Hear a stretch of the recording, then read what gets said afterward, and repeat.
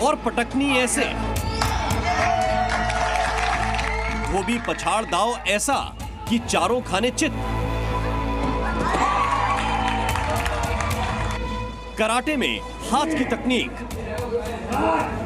और ताइक्वांडो में किक का जोर। काशी के कैलाशपुरी मठ में बटुकों को आत्मरक्षा की ट्रेनिंग दी जा रही है, यानी शास्त्रों के साथ साथ शस्त्रों का ज्ञान भी। बच्चों के शारीरिक विकास के साथ साथ व्यायाम पर खास जोर है। न सिर्फ मांसपेशियों को मजबूत बनाना बल्कि शरीर को लचीला बनाना मकसद है। कैलाशपुरी मठ में बच्चों को जोर देकर बताया जा रहा है कि कोई छेड़े तो छोड़ो मत। आत्मरक्षा जीवन की सबसे महत्वपूर्ण कसौटियों में एक है। पुरातन समय से सनातन परंपरा रही है कि शास्त्रों के साथ साथ शस्त्रों का ज्ञान भी हो, क्योंकि दोनों के ज्ञान से ही जीवन की रक्षा होती है।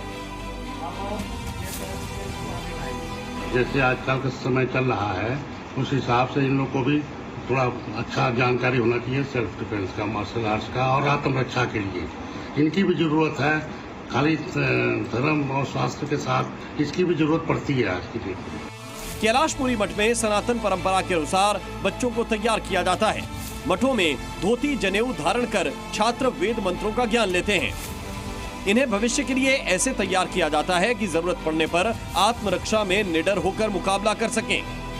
छोटी उम्र से ही ट्रेनिंग दी जाती है, वेदों का ज्ञान भी दिया जाता है, धार्मिक परंपराओं पर जोर होता है। मठ प्रबंधन का मानना है कि हिंदुओं को अपनी आत्मरक्षा की तैयारी करनी चाहिए। दलील यह है कि जिस तरह बांग्लादेश में हिंदुओं पर अत्याचार देखा गया, ऐसे में खतरे से कौन बेपरवाह रह सकता है। ट्रेनिंग का मकसद यह है कि भविष्य में ऐसी कोई घटना हो तो कोई मजबूरी आत्मरक्षा से न रोक पाए। हमारे बच्चे संस्कृत विद्या में न केवल शास्त्र ही पढ़ाया जाता है, अपितु अनेक प्रकार की कलाएं हैं इसमें, तो उसी के लक्ष्य को रखते हुए एक प्रकार की एक कला भी है। अतः बांग्लादेश इत्यादि को देखते हुए अपने आत्मरक्षा के लिए ये परम आवश्यक है। और एक योग भी हो जाता है। प्रातः काल बच्चे योग कर लेने से पूरे दिन स्वस्थ रहते हैं। आरएसएस और कई हिंदू संगठन और बीजेपी सांसद भी आत्मरक्षा को लेकर लोगों को प्रेरित करते रहे हैं। योद्धा बनिए, शस्त्र भी चाहिए शास्त्र के साथ। अपने संस्कार और अपनी परंपरा पर गर्व करना, उसको जीना, जीवन में उतारना एक शानदार सोच है, जिसके साथ कैलाशपुरी मठ से निकलने वाले बटुक हिंदू परंपरा के संदेशवाहक बनकर समाज को जागृत करते रहेंगे। सत्य प्रकाश, जी मीडिया, वाराणसी।